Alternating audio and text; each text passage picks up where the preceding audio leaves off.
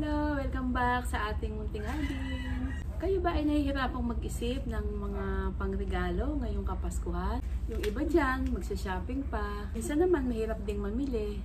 Minsan yung bibilhin natin, hindi natin alam kung magugustuhan ba ng ating mabibigyan. Kung ito ba ay kasya, maganda ba yung kulay nito. So, mahirap ding bumili kapag ganon. So, dahil ngayon naman ay in pa ang mga halaman, siyempre gusto pa rin natin ng mga magagandang halaman at saka kahit na hindi siya mamahalin. Basta yung maganda, presentable din naman na pwede nating gawin. O minsan, nandyan lang sa ating bakuran. Pwede nating i-recycle. Pwede tayong mag-cut lang dyan kung ano yung ating mga nandyan na halaman. Pwede nating i-cut, itusok. Total, dali namang mabuhay yung mga ibang mga ating mga halaman. At saka 1 month pa naman ay mabubuhay pa yon. Pwede pa natin silang itanim. Meron naman dyan na nasa maliit lang na pot, buhay naman na. Ayun, pwede na nating ayusin at lagyan ng mga dekorasyon. Magiging presentable na sila. Kasi nakaugalian na nating mga Pinoy yung pagre-regalo tuwing Pasko sa mga nanay, sa mga tatay, sa mga lola, lolo, mga titas, mga titos, at siyempre sa mga friends din natin. So minsan, hindi natin maisip-isip kung ano ba talaga yung magugustuhan nila. So ayan na po, samahan niyo po ako ngayon na mag-DIY ng mga halaman na pangregalo ngayong Kapaskuhan.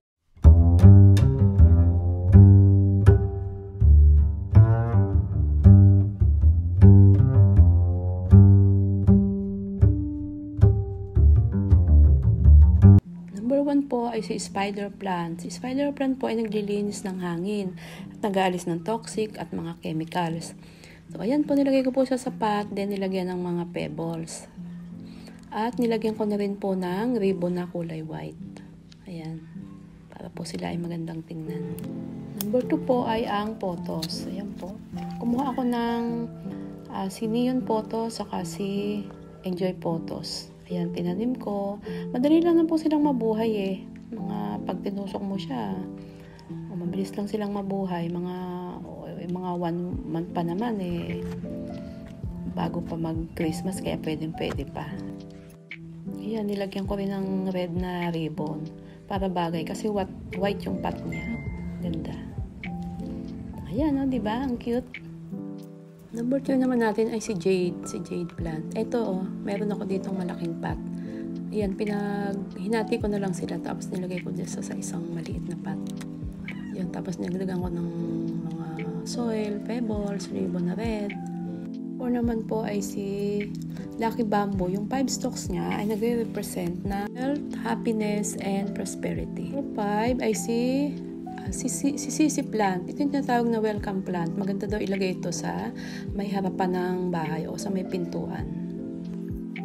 Nilagyan ko din ng mga pebbles. 6 na natin ay si Bacularis. Para din itong si snake plant. Family siya ng snake plant. So, dahil daw sa matutulis at nakaturo sa itaas, sumisimbolo daw ito ng pagbilis ng pasok ng swerte. Ito, snake plant din ito, yung dwarf. At ang number 7 natin, itong money tree natin na dwarf. Ayan, nilagyan din natin ng pebbles, ng mga bato na maliliit. Tapos lalagyan din natin ng ribbon na red. Ito ay sumisimbolo sa good fortune and prosperity. Ayan, ito na yung ating photos. O, diba? Ang ganda. Ano na lang yung color, oh. Tapos ito nga pala si Enjoy Photos. Na ito ay isa ding lucky plant na sinasabi sa pusoy na nagre-represent ng money dahil sa kanyang bilog na daw na dahon. Diba? Ang cute! O, ito, kasya siya dito. Diba? Ganda. Itong 2 stalks po ng Lucky Bamboo ay maganda daw pong pangregalo sa kinakasal kasi ito daw po ay for lovers. Ayan, tapos na. Lalagyan naman natin sila ng mga cover yung kanilang mga pots. Ito pa nga po pala yung mga materials na gagamitin natin. Yung mga lumang wrapper, mga ribbon. Itong mga ribbon na ito kinukuha ko lang doon sa mga pagbibili tayo ng cake. Hindi ko tinatapon yung mga ribbon. Yan, isukat lang po natin yung papel, yung wrapper doon sa paso. Ayan. Tapos saka lang natin gupitin. Ayan.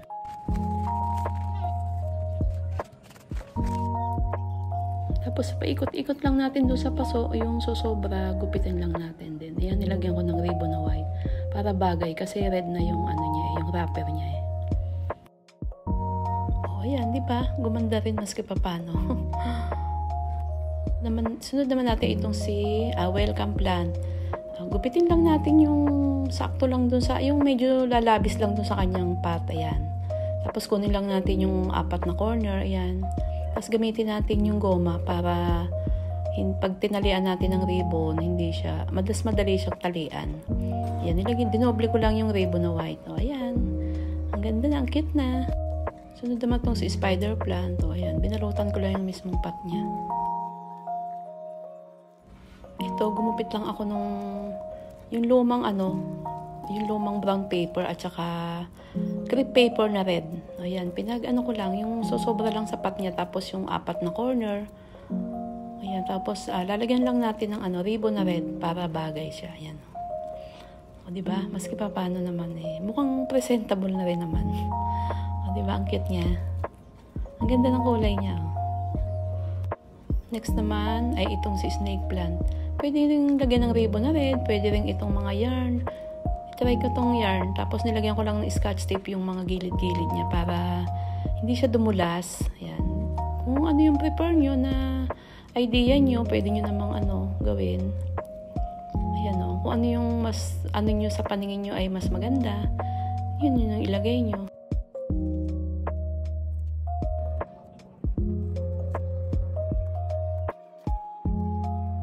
Tapos meron nga pala akong mga stick dito. Ano to? Yung stick ng barbecue. Pwede rin yung wala kasi ako nung yung popsicle stick.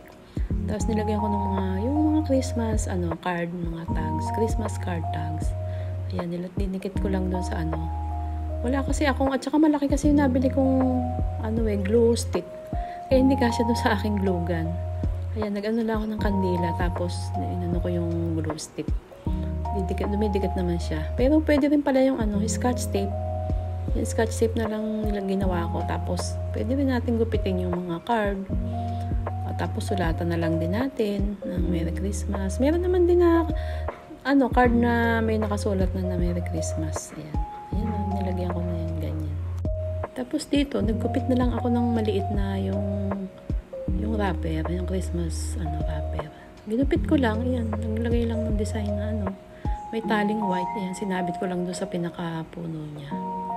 O, diba? Kasi maliit lang yung niya yung money tree Ayan lang, ganyan, diba? Ang cute na rin, ganda. Dito, naggupit lang din ako ng maliit lang. Nilagyan ko ng butas, ayan.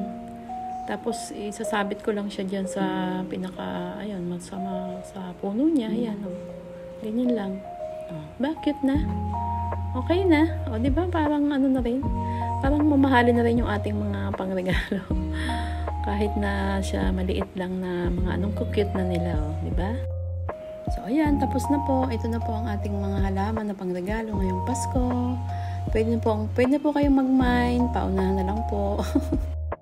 Ito pong ating mga lucky plants ay gabay lamang po. Ang mahalaga ay una nating gawin ay ating pagdarasal at ang ating pagkilos. Sa ganon, mas madali mas maginhawa yung pagpasok ng mga biyaya sa atin. Hindi tayo dapat dumipende sa kung anong mayroon tayong mga lucky plants.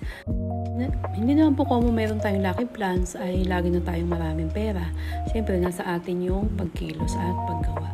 Kasabihan nga po, nasa Diyos ang awa, nasa tao ang gawa.